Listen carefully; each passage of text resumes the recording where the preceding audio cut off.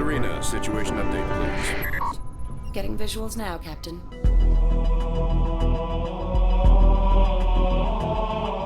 When you play the original Halo games, an explosion takes up the whole screen. So I'm going to kill a fast-moving purple thing, and it will come at me and die. In Halo Wars, it's going to be a view from 40 feet up, so it's not going to be one explosion, it's going to be 20.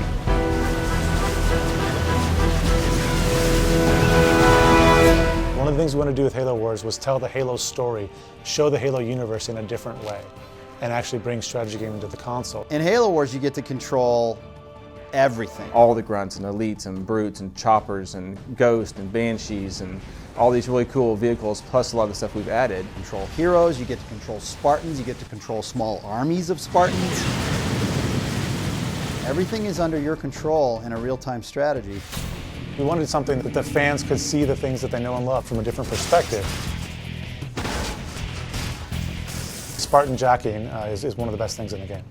They jump on top of the enemy tanks and they beat the crap out of the tank, they rip off the hatch, they toss out the driver, they hop inside and then they take over that vehicle.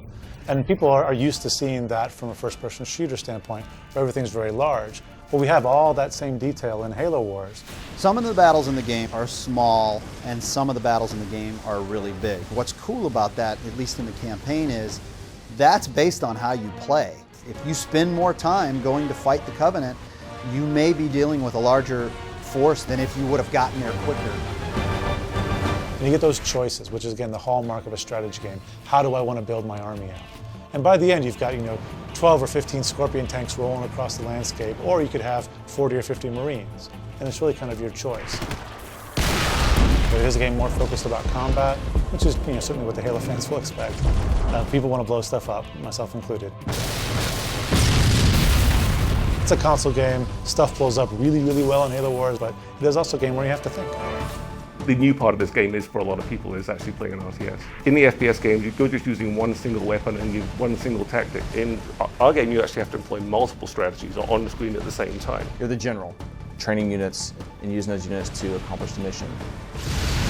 Commanding your armies, you're commanding your resource gathering or your economy. You manage resources, which you buy that army with, and you actually use those resources to upgrade and change your army to form a strategy that you will hopefully win with.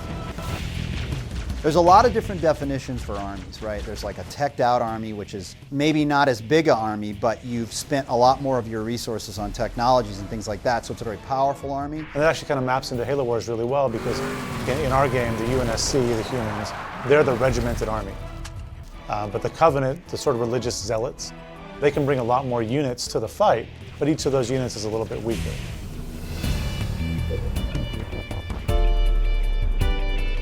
Halo Wars is a game about bases. It's a strategy game. I have to have a good base of operations, otherwise I can't field a very good army. You start with just one unit or a base, and by the end of the game, you've got an army of 240 infantry or 5 Scorpion tanks. Or choose to upgrade them and make your current Scorpions even better. It's a lot of fun to be able to do that. I'm actually very happy with the way we've been able to represent all the economic decisions in Halo Wars. They're faster, it's easier to do. I'm not managing 75 villagers chopping down trees, but the depth is still there. We didn't want people digging in the dirt. We felt that was not what a console player really wanted to do. We wanted the focus to be on combat. It's quick, it's easy to play, but it's very simple. I bounce back to my town, I get the supply pad upgrade, I'm back to the fight. It's just that long scale look at the actual war. It's not 1v many, it's many v many. It's a fast-paced game. It's an adrenaline rush from the word go, but it has that strategy aspect to it that people haven't seen in the Halo universe before.